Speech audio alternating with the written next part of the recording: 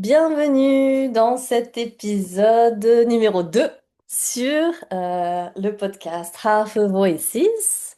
Et aujourd'hui, j'ai le plaisir d'accueillir un guest, super guest, quelqu'un qui est très cher à mon cœur, qui est mon grand frère de cœur, qui s'appelle June Dupont. Welcome, June. Bonjour, Et aujourd'hui, konnichiwa, ohayo gozaimasu. ohayou gozaimasu. Aujourd'hui, notre échange sera peut-être parsemé de français, de japonais, mais voilà, on est en plein dans le sujet, donc tout est OK. Et aujourd'hui, je voulais te poser des questions, June, parce que le but de ce podcast, c'est pas que de partager mon expérience de Hafu, parce que c'est juste une expérience parmi tant d'autres, mais justement d'accueillir d'autres Hafu. June, tu peux nous dire un petit peu ce que tu veux partager sur toi, t'es feu de quel pays et quel pays? Raconte-nous un petit peu ton parcours, si tu veux bien. Et ben, comme mon nom le dit très bien, donc John Dupont, hafu entre mon père français et ma mère japonaise, 46 ans aujourd'hui, je crois, et que j'ai grandi toujours en contact avec les deux cultures, mais principalement en France. Hmm. Et ma mère a toujours tenu en fait sans forcément l'imposer. En tout cas, sans être forcément, enfin, moi, je l'ai jamais vu comme étant du prosélytisme ou de nous imposer des choses, mais a toujours maintenu, en fait, un lien avec, le Japon, a toujours tenu à ce qu'on connaisse le Japon et qu'on parle la langue et voilà. Tout en restant en France. Ouais, mais c'est ça qui m'impressionne d'ailleurs chez toi, c'est que tu parles super bien japonais, alors que t'as passé la majorité de ta vie en France quand même. Oui, super bien japonais, c'est toi qui le dis, mais moi, je sais bien que dans ma carrière, j'ai dû utiliser le japonais, pour travailler, 日本語は上手ですねって何回も聞いたことがあるけど、Hmm. そりゃ嘘っぽいって分かってるよ、最初から。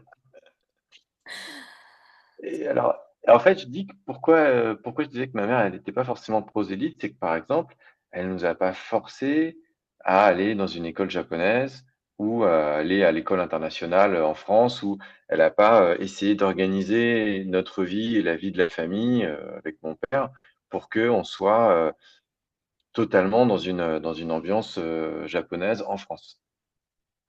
Elle Ouais, aurait pu, mais elle l'a pas fait.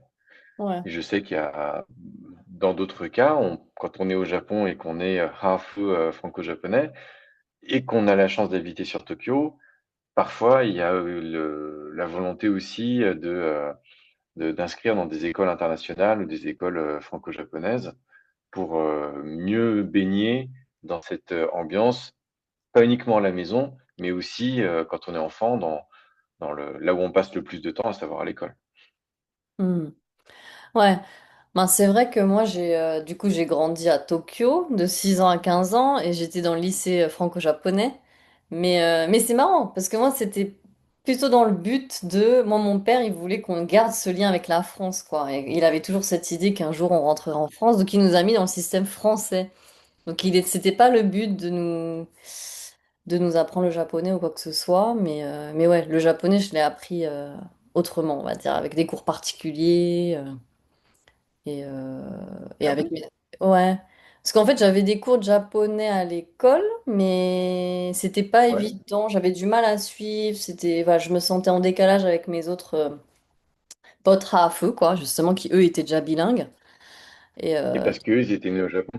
ils étaient nés au Japon, quoi. Et donc, moi, j'ai pris des cours de particuliers le week-end pour pouvoir rattraper, quoi, le niveau. Parce que je pleurais en cours, quoi. Je pleurais en cours de japonais. C'est un peu dur. Ouais, donc c'était un peu dur. Mais du coup, Donc toi, donc t'as appris le japonais alors que tu étais en France. T'as fait aussi, je sais qu'après t'as fait Mmh. l'INALCO, c'est ça? Après t'as fait aussi, ça t'a permis d'approfondir ton japonais ou pas, les études supérieures en japonais? Oui, oui, oui, oui. Alors, en fait, comme je suis pas allé à l'école, japonaise ou autre, et que, bah, c'est surtout ma mère, hein, qui a pas particulièrement insisté pour que, ou alors il y a 2 théories. Soit elle a pas particulièrement insisté pour que j'apprenne le japonais, soit, elle s'est dit qu'elle a abandonné avec moi et qu'elle a insisté avec mon frère, je ne sais pas. Parce que j'ai un grand frère qui lui parle beaucoup mieux japonais que moi. Hmm. Hem, Attends, quelle était la question déjà? Est-ce que ça t'a aidé de faire, tu sais, l'INALCO Ah oui, notamment? ah oui. Alors en fait, j'ai quand même, en fait, je me suis rendu compte à 14-15 ans, ou non 15 ans, ouais, quand je suis allé au Japon, que je parlais comme quand j'avais 8 ou 10 ans. Hmm. Et Hmm. autant c'est mignon quand on a 8 ou 10 ans, quand on est au Japon, autant quand on a 15 ans, les gens te regardent bizarrement.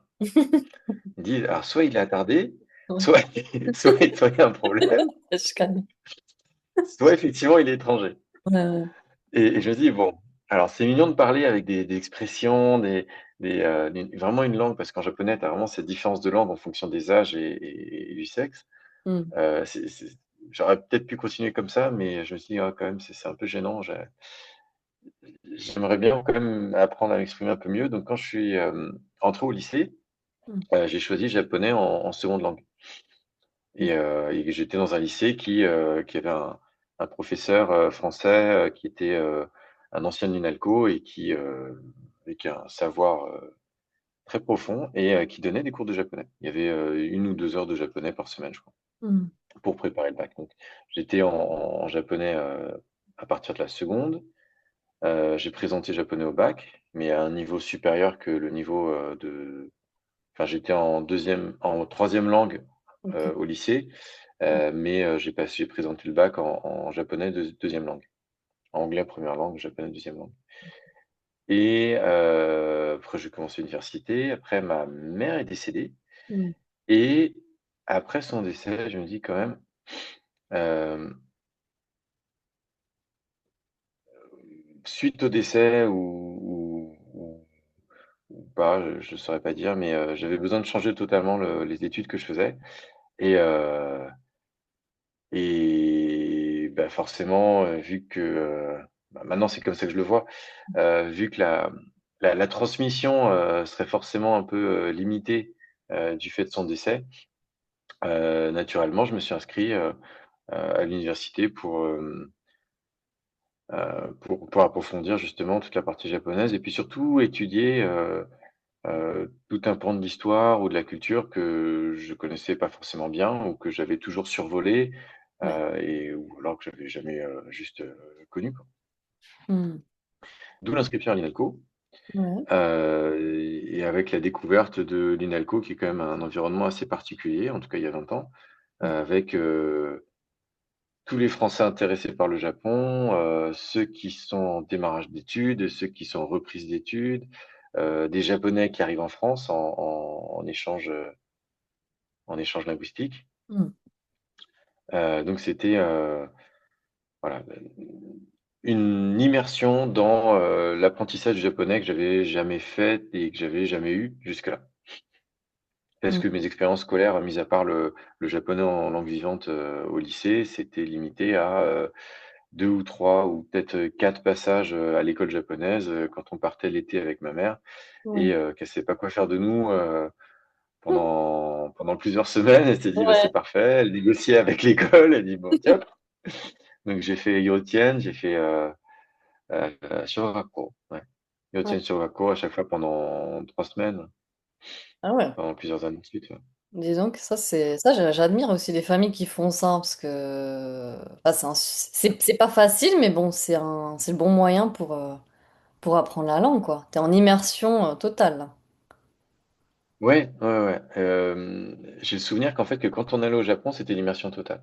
Hmm. En fait, les seuls moments où on parlait français, c'était, quand il y avait mon frère et donc on se parlait éventuellement en français tous les Ouais. 2, Mais même maintenant, je suis même pas sûr.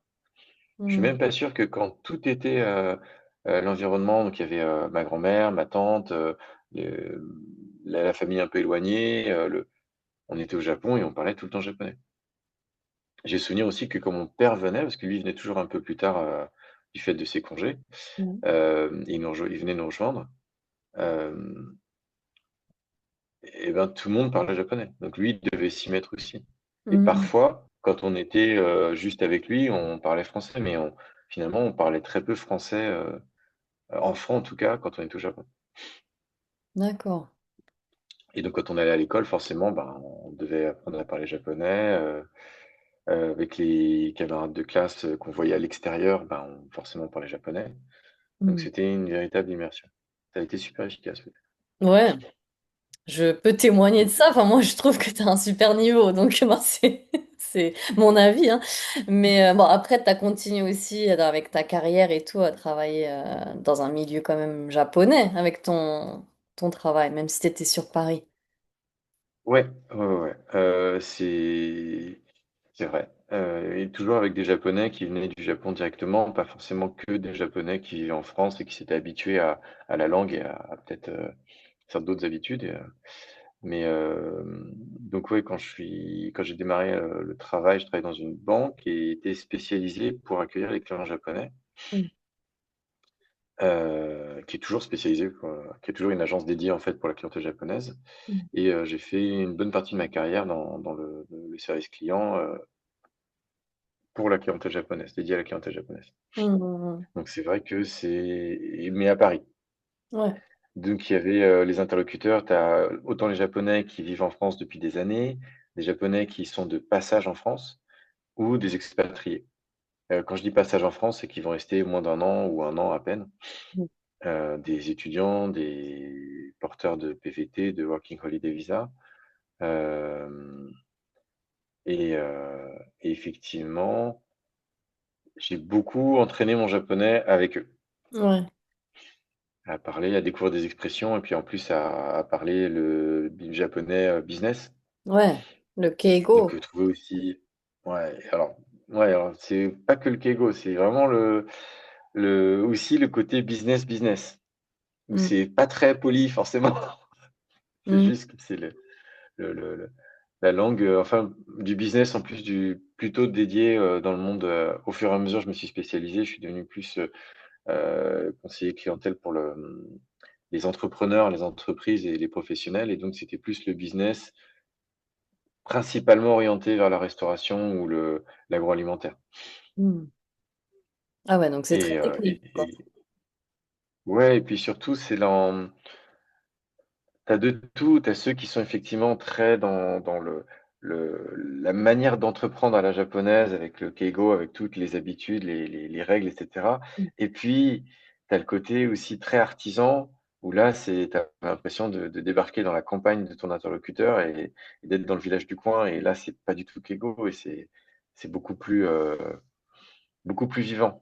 D'accord. Ah, Très éloigné de l'image du Japon policé qu'on peut avoir, en Occident ou dans le reste du monde et beaucoup plus, du japonais, du quotidien d'accord, ah ouais. et ça, c'était très bien. Donc tu as dû t'adapter à différents interlocuteurs aussi, au-delà de la langue, quoi. Toujours. Et ouais.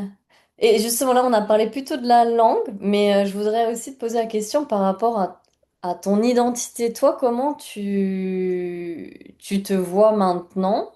Enfin, est-ce que tu te vois vraiment comme un Hafu ou plutôt français? Et comment ça a évolué, peut-être ça? Parce que j'imagine que au fil des années, ça En fait a en changé. fait, la définition du hafo pour moi, je l'ai jamais vraiment eue Ouais. et je me suis rendu compte que souvent je regardais ça de loin, avec une certaine distance et Heu, c'était une catégorie et je me rendais compte que les gens, quand ils ont peur de quelque chose, quand ils comprennent pas ou quand ils connaissent pas, il faut absolument mettre une catégorie et bah, moi aussi, hein, j'ai ce biais-là aussi de vouloir catégoriser, les gens, les choses, les situations pour mieux les comprendre et mieux en avoir moins peur Mm. et au Japon en France, je me suis jamais considéré comme métis ou comme différent. Mm. Après, peut-être parce que j'ai eu la chance d'être dans un environnement où on me le faisait pas forcément ressentir. Et, et je crois que ouais, les premières, par rapport à la France, par rapport à ça, par rapport à la distinction et la réaction des gens par rapport à moi, les premières fois où j'ai vraiment ressenti ça, c'est beaucoup plus sur le tard, à l'adolescence, avec les amis, en fait. Mais, Mm. au Japon, heu, ça permettait de Hafu, c'était le mot pour expliquer, justifier, simplifier et une fois que c'était dit, c'était comme le mot gaijin.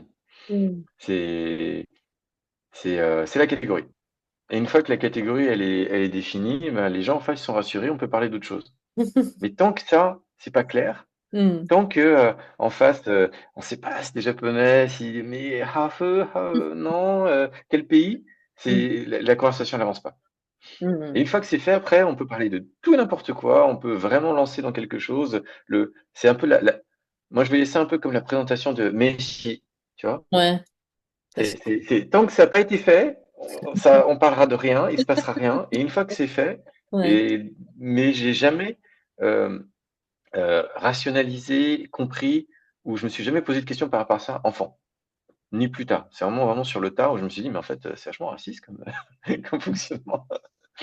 Mm. Mais enfant, non, c'était juste, le mot passe-partout comme, n'importe quel autre mot, en face, la personne avait l'air contente, de d'avoir, catégorisé quelque chose et donc après on pouvait passer à autre chose. Donc j'étais toujours dans l'adaptation et j'ai jamais eu conscience d'une différence Mm. Ouais. et parce que, mes yeux voient la différence ou le visage différent de l'autre, mais voient pas le mien, ma différence en permanence.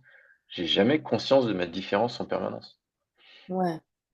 Donc Ouais. pour moi, moi, je me suis jamais, trop, posé cette question-là et en fait, c'est après que j'ai compris tout ce que ça pouvait avoir comme,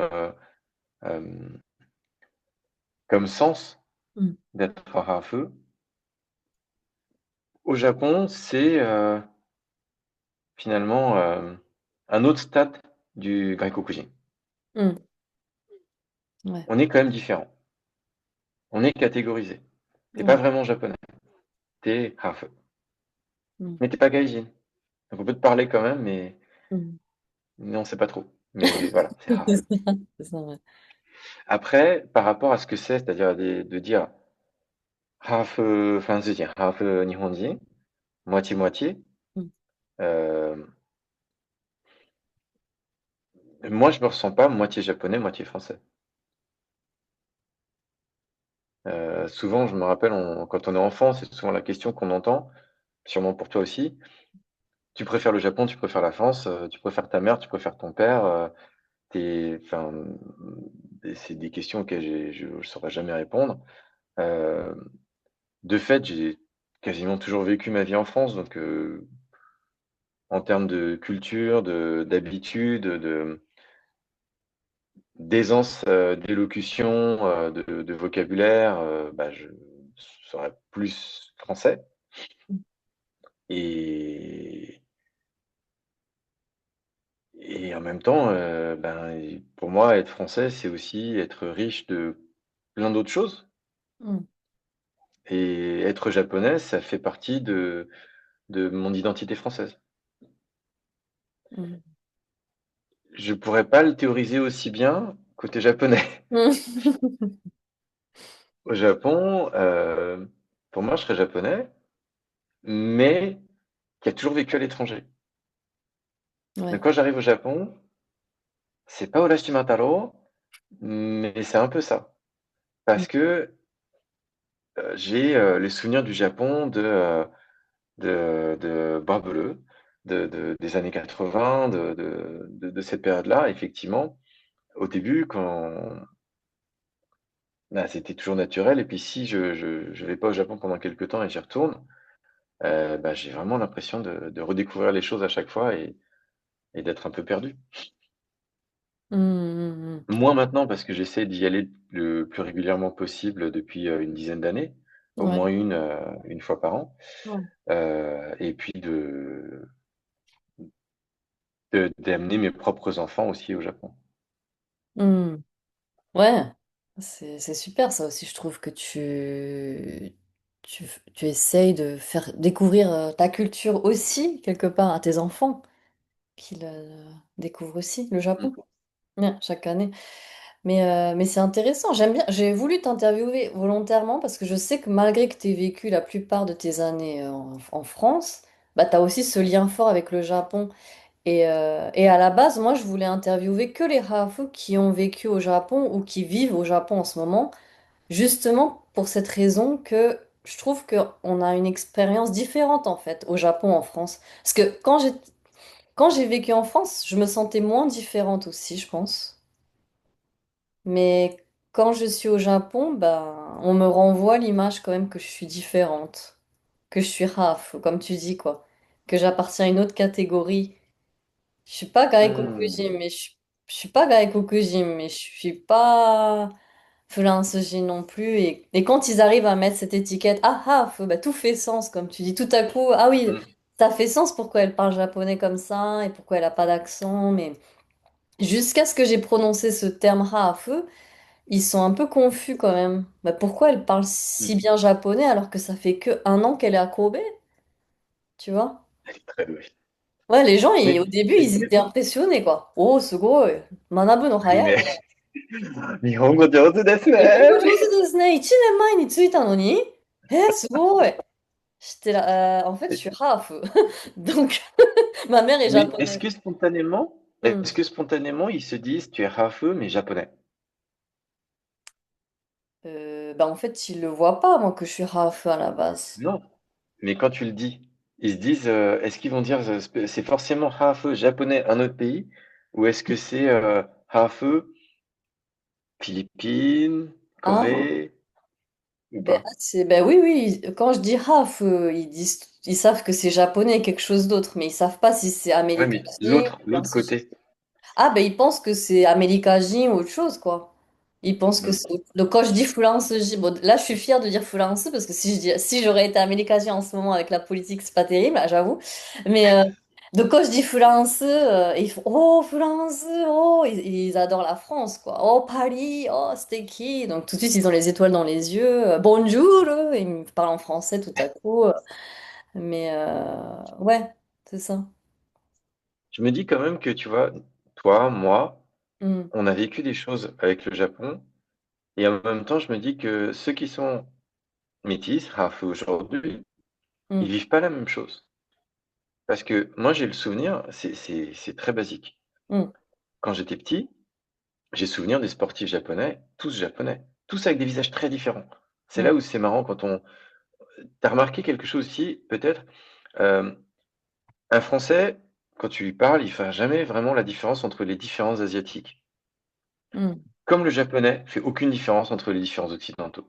Il verra pas la différence entre un Anglais, un Français, un Allemand, un Italien, un Espagnol, pareil. Et le hmm, Français va faire pareil. hmm. Et alors que dans les Japonais, tu as plein de types différents. Tu vois bien que même au niveau du visage, de la forme du visage, de la couleur de peau, des traits, en fonction que tu es dans le nord, dans le sud du pays, tu as plein de styles différents. Mais pourtant, ils sont tous japonais. Hmm.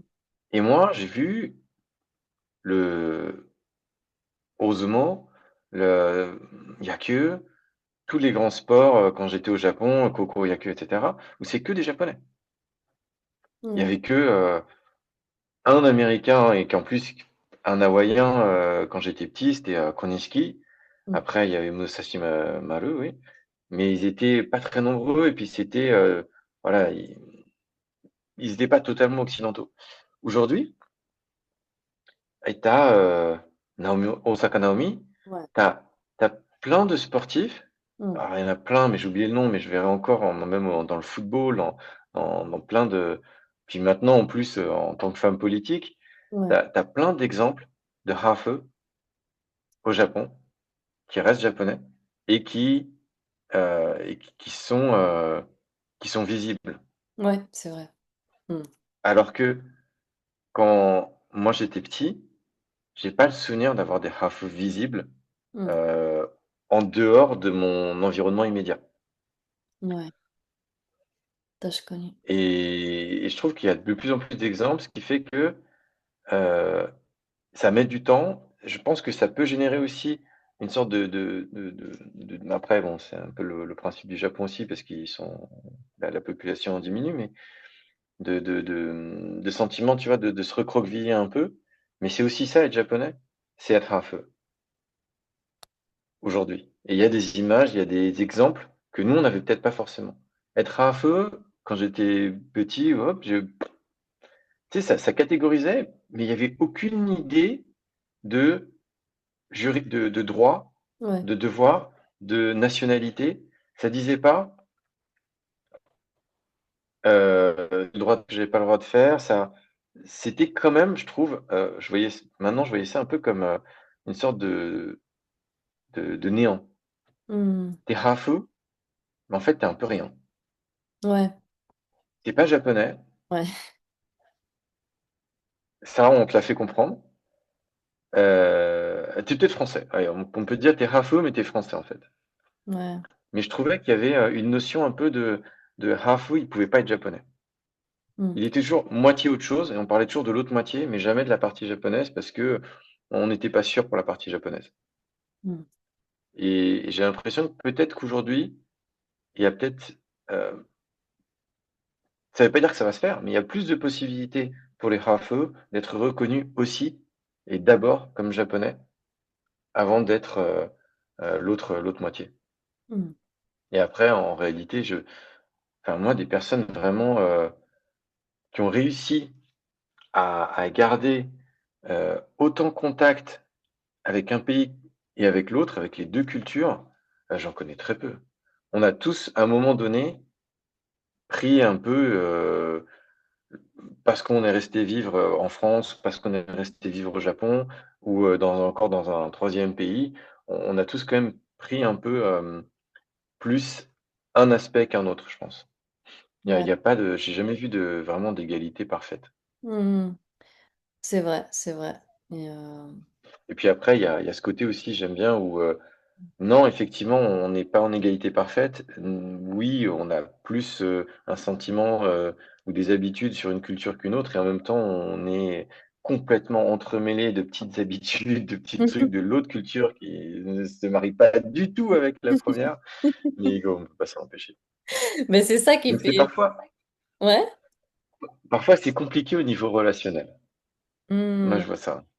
Et Ouais. ben du coup, dis-nous-en un peu, enfin, par rapport aux challenges, quoi. Justement, ce serait intéressant de savoir c'est quoi, ça a été quoi pour toi les challenges avant et aujourd'hui d'être RAF. Avant, en fait, je pense que non, vraiment, mon nom me décrit bien. J'étais vraiment ingénu, je me suis jamais posé la question. Ok. Je me laissais avancer, graviter, être confronté parfois à du racisme, mais sans le réaliser, sans comprendre, sans non, Hmm. je te dis, ce que je disais tout à l'heure, la première fois que j'ai vraiment pris conscience que, du racisme, frontalement. Hmm. J'étais parti en voyage avec des amis, on était allés en Syrie. Alors, bon, aujourd'hui, ça fait bizarre de dire ça, mais à l'époque, c'était pas forcément un pays, une destination, voilà, avec, tout ce que ça impliquerait aujourd'hui. Hmm.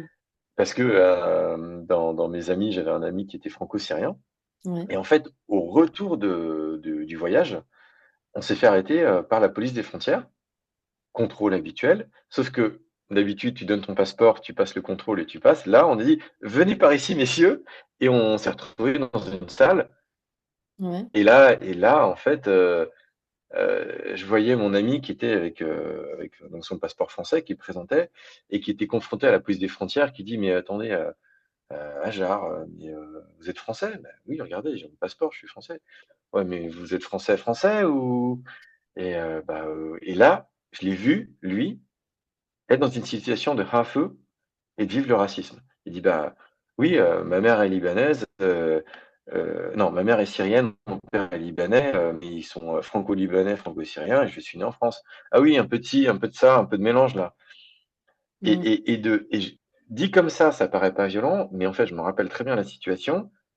Nous, on revenait de voyage, on était ados et on était face à des adultes, à la police des frontières, et qui étaient en train de nous malmener et vraiment leurs propos, leur manière de le traiter et de lui parler était plus bactère, quoi. Il Hmm. le traitait vraiment comme, ouais, comme un parasite. Ah ouais. Et c'était super violent. Mais je me rappelle de moi de l'époque, les mots ne m'avaient pas choqué. Et Hmm. j'étais là, bon, ok, bon, quand est-ce que ça finit? Bon, la preuve, c'est fini. Ok, on peut partir, on n'a pas nos bagages. Bon, ben voilà, tant pis, on repart de l'aéroport, on n'a pas nos bagages. Et donc, on en parlait après, entre nous, Ouais. après. Et eux, lui, il était effaré, il était là, mais putain, c'est quoi, c'est raciste? Et j'ai dit, bon, bon, un petit peu de ci, un petit peu de ça. Comme, tu sais, j'avais en conscience le côté japonais de dire, oui, bah, hafu, quoi. Ouais. T'es juste hafu, il y a pas de, rien de violent. Et lui, il avait vécu super violemment et m'a transmis un peu, et c'est cette violence qu'il avait vécue. Ouais. Et c'est là où j'ai pris conscience mais en fait, quand je vais au Japon et qu'on fait les mêmes réflexions avec une autre tonalité, c'est la même chose. Hmm. Ouais, ouais. Et c'est la première fois, donc il a fallu que j'ai 17, 18, 20 ans. Ouais, c'est ça, 19, 20 ans pour réaliser pour réaliser ça. Ouais. Ouais, ça Et a pendant ouvert les 20 quelque chose. prochaines semaines. Comment? Ça, Enfin, oui, ouais, ça m'a ouvert les yeux, ça m'a fait prendre conscience de ça. hmm. Mais avant, j'ai sûrement été confronté plein de fois à des trucs de racisme, mais je m'en suis jamais rendu compte. Hmm. Ouais. Ouais, il y a un côté, et je me dis, c'est mon côté un peu vietnamien, Pourquoi tu... parce que, Nandé. et tu en remercieras, Nam, pour ça, Ouais. c'est que on remarque souvent que les Vietnamiens en France, il faut pas déranger. Et on est là, ils sont là, il faut pas déranger, on s'habitue, on travaille, on fait notre truc, on vit notre vie, et Hmm. on n'est pas revendicatif de quoi que ce soit. Il- ouais, il faut pas déranger. Et je me suis dit, c'est sûrement ce côté-là où moi, je vis ma vie, je vis mon truc, je veux pas déranger, laissez-moi tranquille, et j'ai peut-être été comme ça pendant toute ma vie. Et est-ce que c'est pas le côté un peu japonais aussi? Moi, j'associerais ça aussi au côté japonais de je veux pas déranger, mais Alors, voilà. c'est peut-être très Et non asiatique en plus. fait. Ouais, c'est asiatique, c'est vrai, je pense. C'est très d'une partie de l'Asie, puis de un peu peut-être la pensée confucianiste de respecter les hiérarchies, respecter l'ordre social, respecter Ouais. l'ancêtre, le plus vieux, et, euh, et ne pas remettre en question certaines choses, peut-être. Ouais. Ouais. Et tout à l'heure, tu as dit un truc qui m'a intriguée, c'était, bah, tu disais des fois au niveau relationnel, c'est compliqué. Qu'est-ce que tu voulais dire par là? Ben parce que en fait, euh, euh, c'est que j'ai des réflexes, j'ai des attendus, j'ai une manière d'être et de vivre. Et, et je comprends que c'est une manière d'être qui est pas forcément totalement française, mais pas non plus totalement japonaise. Ce qui fait que, et c'est plus dans les relations intimes, on va dire, il y a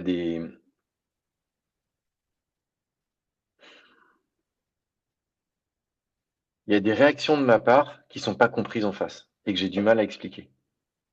Hmm. Euh, ouais. Et qui sont un mix, du coup, tu dis. Mix, c'est pas forcément Ouais, ni qui sont français ni mixtes, qui japonais, sont mais pas forcément français ou japonais, ou sur des choses sur lesquelles je vais avoir une attitude extrêmement japonaise de pas vouloir déranger, effectivement, c'est un peu japonais. De pas oser, d'être un peu passif pour voir ce qui se passe avant de réagir et de faire les choses. ouais. Et,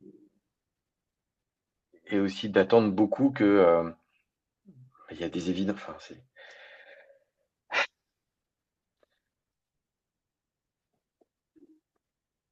moi, j'ai vraiment du mal quand on rentre dans la maison avec ses chaussures. Hmm. Ah, moi aussi, hein. C'est Ah, bête, mais c'est s'il n'y a pas de genkan, c'est pas grave. On va mettre une petite barre au sol et ça va faire genkan et c'est la limite. Et on ne met pas de chaussures à l'intérieur de la maison. Il faut Hmm. vraiment qu'il faut que quelqu'un soit en train de mourir pour que ce soit le cas. Hmm. Et ça, j'ai du mal à le faire accepter. Hmm. Et en toute franchise et en toute honnêteté, j'ai toujours un petit pic dans le cœur quand Perrine vient à la maison aujourd'hui et que je Hmm. la vois se balader chez moi avec ses chaussures. Alors, petite mise en contexte, c'est mon Oui. ex-femme, elle a vécu dans la même maison que moi, donc c'est aussi c'était sa maison à une époque. Mm, mm, mm. Euh, mais quand elle vient pour chercher les enfants ou quand on se voit, etc., elle n'a pas le réflexe d'enlever ses chaussures à l'entrée de la maison. Et ça, j'ai toujours un petit pincement au cœur. Mm, mm, mm. Ça, Et je... je sais pas si, tu vois, si c'est volontaire de sa part ou, ou si, bah non, mais je viens là que pour 5 minutes, donc j'ai pas besoin d'eux, j'ai pas le temps. Tu vois, et c'est bah oui, mais tu t'es même pas posé la question. Mm, Tu t'es même pas dit peut-être que ça pouvait me déranger. Tu vois. Après, c'est peut-être lié à la personne. Bon. Mais c'est ce genre de petits détails qui, moi, me touchent, mm, mm, mm, mais qui n'est pas forcément attendu en face, et sur lequel, ben, si je ne faisais pas un travail sur moi, ben, je vais réagir tout de suite en voulant à la personne, mm, mm, en lui disant pas forcément tout de suite, sinon ce serait trop simple, et en cumulant, et puis un jour en explosant. Donc ça, j'essaie de plus faire, mm, mais c'est plein de petites choses comme ça qui sont bêtes, hein, mais... mm, mm, mm. Ouais, mais ouais, je Et comprends ce la sur différence. lequel je rencontre le plus de problèmes avec les enfants aujourd'hui. Ok. Mm. Ouais, mais c'est intéressant. Et du coup, par rapport au... Bon, enfin, moi, je me reconnais un peu dans ce que tu dis, parce que j'ai aussi pas mal de principes, je pense, liés à ma double culture aussi, je pense. Notamment, moi, je pense que c'est un autre exemple, un peu dans ce goût-là, mais je pense que mon côté japonais aime le calme. J'aime quand c'est... Et dès que j'ai quelqu'un en face qui fait trop de bruit ou qui parle trop fort et tout, ça m'agace, quoi. Ça Ah, m'agace pas. J'aime bien quand on parle posément, calmement, et qu'on coupe pas la parole quand je parle aussi. Ouais. alors, c'est très drôle parce que j'aime beaucoup ça aussi, et en même temps, peux pas m'empêcher d'être totalement français dans ma manière de faire et je sais que pendant des années, de couper la parole, de faire ça, je l'ai fait, mais un nombre incalculable de fois. Je le supporte absolument pas, mais j'ai pas pu m'empêcher de le faire. En tout cas, c'est intéressant du coup parce que tu embrasses un peu cette double culture, en fait, Exactement. les deux. Tu vois, typiquement, mais après, c'est très humain. On va prendre l'exemple des transports en commun.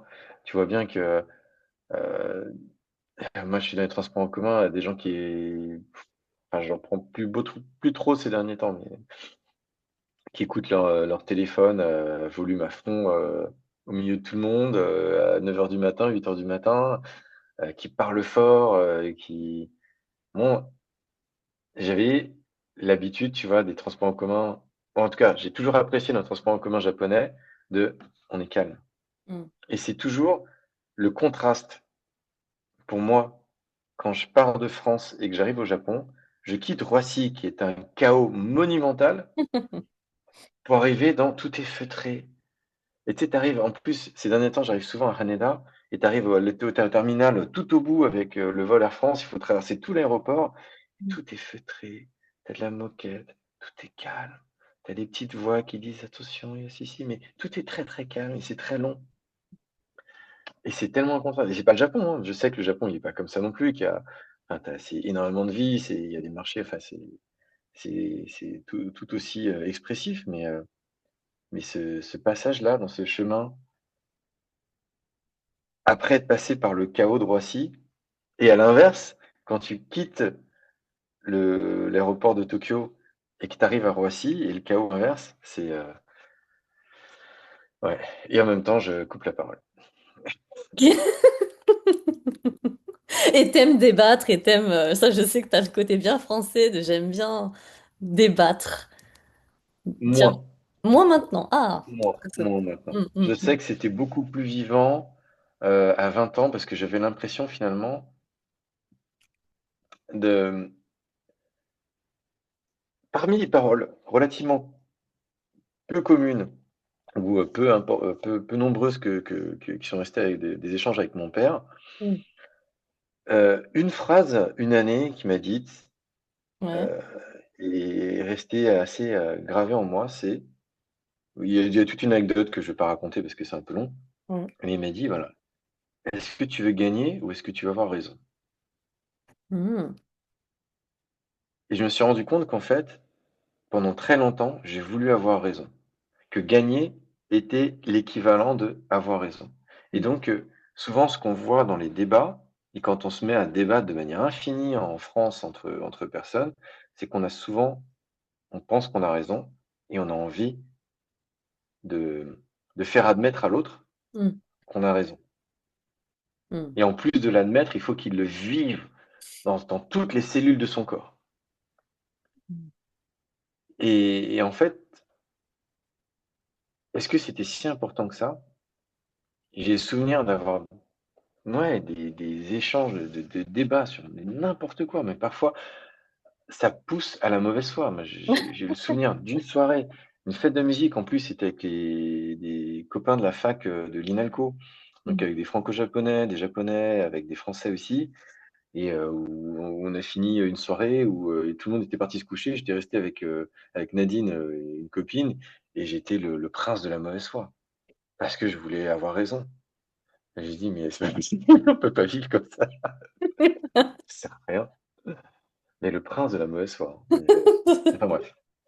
Mais Donc non, maintenant t'as évolué. maintenant, ouais, alors c'est très drôle parce que quand je vois Hmm. ça incarné dans mes enfants, Hmm. je me prends mon miroir et je me dis: «Mon Dieu, c'est difficile, mais maintenant je comprends. Je suis Ouais. désolé maman, je suis désolé, ça a dû être dur». Ouais, Papa aussi, oui, je pense que ça a dû être dur aussi. pour ça, nos enfants Mais sont c'est nos meilleurs, nos meilleurs enseignants, je trouve, nos enfants. Ils sont le miroir de nos ouais, comportements, souvent. Mais, et c'est très dur parce que je me dis que parfois surtout pour Nao, mon fils cadet, j'ai pu être dur avec lui, je peux l'être, et en même temps, je sais que c'est et je l'ai déjà dit en plus quand il était un peu plus petit, c'est une meilleure version de moi-même. hmm, Alors c'est pas bien de le dire parce que quelque part il est pas moi-même, c'est encore un être différent, mais je trouve que dans sa manière d'être, moi, à son âge, bah, OK, je parlais peut-être mieux japonais, je faisais peut-être mieux certaines choses, j'étais moins fort sur d'autres choses. J'osais pas, lui il osait un petit peu plus, mais surtout, moi j'ai le souvenir d'avoir pu piquer des colères, mais à en perdre totalement la raison. hmm, Là où lui peut s'énerver, ça peut aller loin, mais jamais autant que j'ai pu l'avoir été. hmm, Et il s'exprime pas suffisamment à mon goût, mais beaucoup plus que moi j'aurais pu m'exprimer à son âge, dans une même situation avec mon père, par exemple. hmm, Hem, ouais, ils sont, c'est pas des rafles. hmm, Je les ai pas baignés dans une ambiance japonaise permanente. Alors parler japonais quand on était à la maison, ça j'ai pas fait. Je les ai pas, fait vivre dans un autre pays, à l'étranger, pour vivre une autre culture, une autre ambiance. Donc ils ont de visage un aspect, on va dire, pas, français blanc. Ils ont pas forcément tous les codes et tout ce qui va avec d'autres cultures. Heu et pourtant, ils ont une richesse, une ouverture d'esprit, parfois une maturité que j'aurais jamais eu à leur âge. hmm.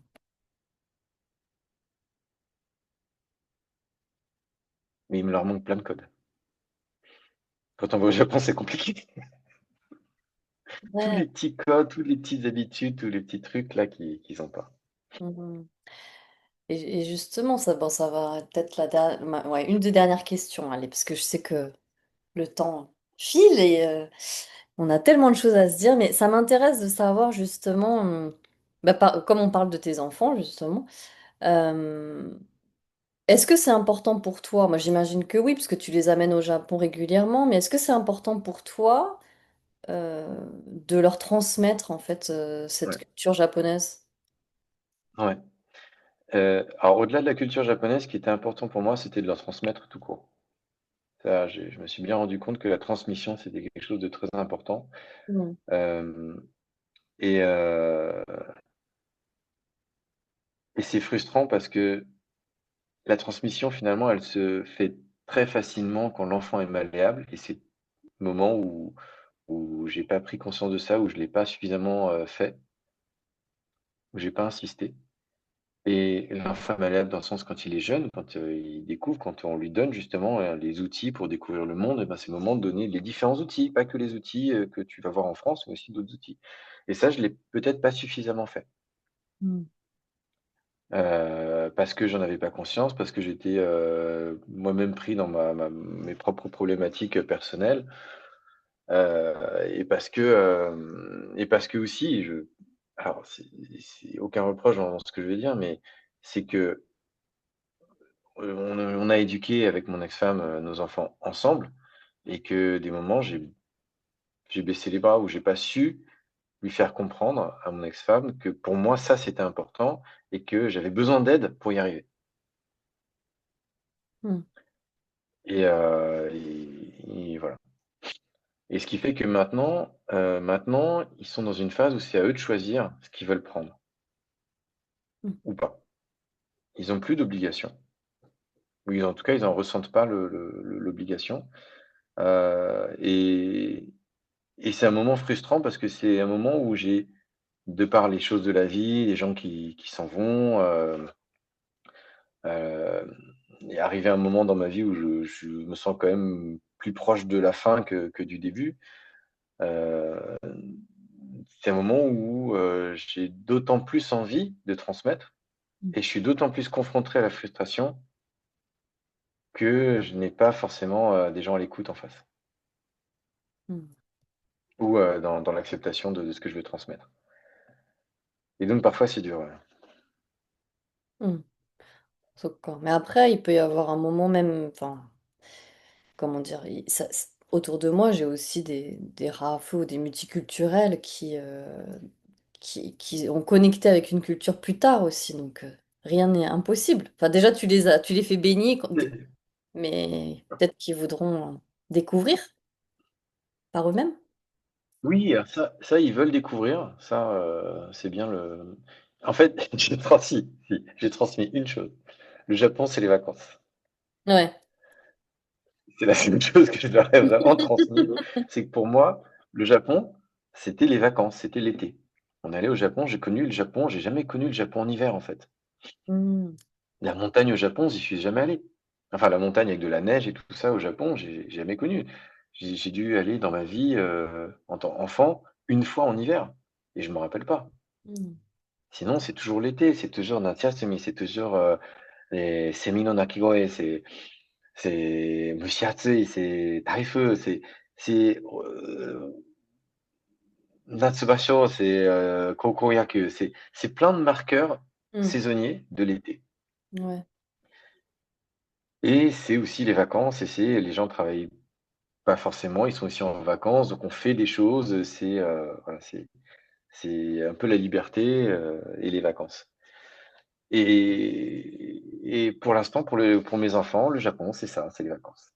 Donc c'est positif quelque part, ils ont une bonne image s'ils ont associé aux vacances. Oui, après, est-ce qu'on peut dire que le Japon, c'est uniquement les vacances? Il y a pas que les vacances, tu vois? Il y a d'autres choses. Il y a pas que l'été, il y a aussi l'hiver, Ouais.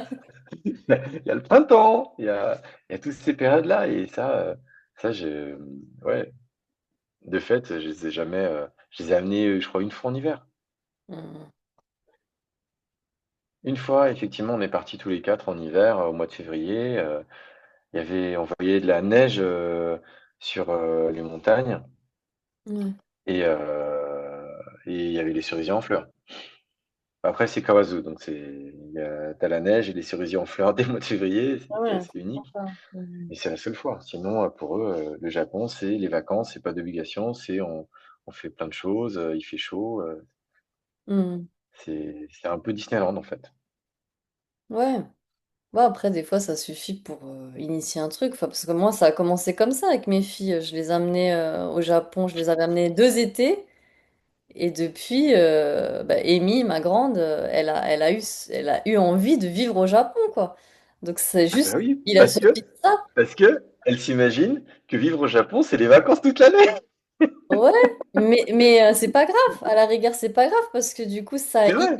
ça a planté la graine que pourquoi pas vivre au Japon un jour. Ce qui fait qu'on a finalement bougé en famille, quoi. Bon, on a eu aussi Mm. ce courage de bouger parce que ça demande du courage et de la folie aussi. Mais on a C'est clair. bougé au Japon et puis bon, bah là, elle a vécu 1 an et demi au Japon et elle a découvert que c'est pas les vacances, effectivement, mais bah, elle aime toujours. Donc au moins, je suis rassurée. Je me dis, bon, ouf, ça va. Elle s'y Bah, plaît. Donc c'est bon. Bon, alors du coup, dernière question, June, parce que je sais que tu es occupée, vas travailler aussi. Qu'est-ce que tu voudrais dire comme peut-être mot de la fin, tu vois, pour les autres Hafu, pour, je sais pas, pour les personnes qui se posent des questions, quoi, sur leur identité, enfin, je sais pas. C'est un peu le vague comme question, j'avoue, mais quel serait ton mot de la fin? mon mot de la fin, Ouais. c'est que j'ai mis du temps à accepter Hmm, qui j'étais, hmm, et en même temps, je me suis jamais posé la question de qui j'étais. J'ai hmm, jamais eu à me la poser. Et Hafu, pour moi, ça m'a jamais défini. hmm, Ça n'a jamais été une identité à part. Ça n'a jamais été quelque chose d'important pour moi. C'était le mot passe-partout pour me simplifier la vie pour les autres. hmm. Et c'est tout. Et ouais, j'ai mis du temps à en prendre conscience. Euh,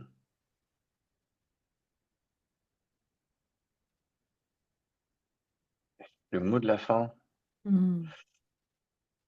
je t'avouerais que j'aurais dû plus préparer parce que maintenant je me sens bien, bien sec. Mais est-ce que ce serait pas ça ton mot de la fin finalement? C'est que tu t'es jamais... J'aurais dû mieux me préparer. Non! Je mettrais ça sur ma tombe. J'aurais dû mieux me préparer. Mais c'est tellement vrai. Non, mais c'est bien comme message. Je pense que c'est pas un hasard qu'on commence, je pense, ces interviews avec toi, quelque part. Je me dis, du coup, y a jamais de hasard. Parce que du coup, toi, tu t'es jamais attaché. Alors que le nom de ce podcast, c'est Half Voices. Donc, c'est vraiment la grosse étiquette, mais j'ai fait ça volontairement. C'est un peu en mode provocation. Mais du coup, toi, bah, c'est intéressant de dire, bah, toi, tu t'es jamais associé à cette étiquette. Non. Ouais. Et est-ce que ce serait pas ça la clé finalement? Enfin, je sais pas moi, pour pouvoir. Enfin, en tout cas, est-ce que toi, ça t'a aidé du coup dans ta vie justement de pas t'associer à ça? Enfin, quel a été l'impact sur toi de pas avoir d'étiquette? C'est une bonne question. Hum,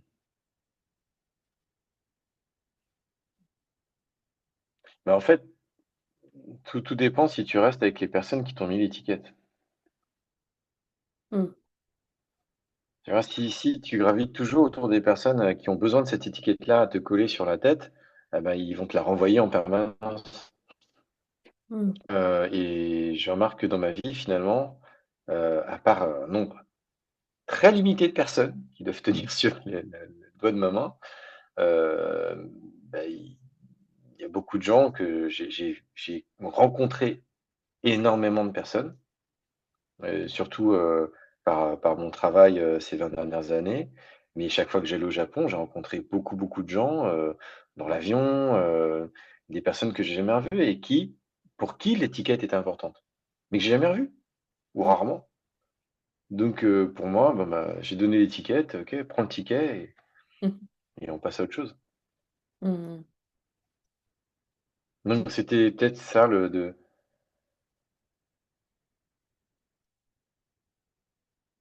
alors, on me l'a dit en plus en entretien professionnel, donc pour moi, je trouve que c'est important parce que ça me définit bien. Ouais. On peut faire les choses sérieusement sans trop se prendre au sérieux. Hmm, Et pour moi, toutes les étiquettes et autres, c'est une manière de se prendre au sérieux. hmm, Et la vie est trop riche, intéressante et sympa pour perdre son temps à se prendre au sérieux. hmm,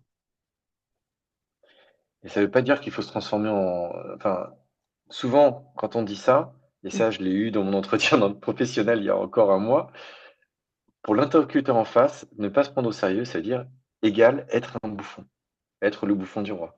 Hmm. Alors que non. Et donc, à nouveau, catégorisation. Ouais. Mais ouais, c'est ne pas se prendre au sérieux. On peut faire les choses sérieusement sans se prendre au sérieux. Bah, c'est un super mot de la fin, ça. Je le rajouterai avec, j'aurais dû mieux me préparer. Je mettrai ça sur mes deux messages sur mon urne funéraire. C'est clair. Ah. Ok, Et donc puis on... peut-être pour le côté anglais, je fais I should have known better. Ouais, non, mais c'est très bien. Ne pas se prendre au sérieux, finalement, est-ce que ce serait pas ça la clé pour se sentir mieux dans ses baskets? Ouais, ça je connais. Mais en tout cas, merci beaucoup, Aniki, arigato, pour ce temps, pour ce partage précieux. Arigato. Bon, ben, bonne journée alors. Merci. Et ce sera l'occasion, et tu sais jamais à quel point je suis fier de toi. うん。ありがとう。大好きだよ。ビズ。バイバイ。Bisous. Bye bye.バイバイ。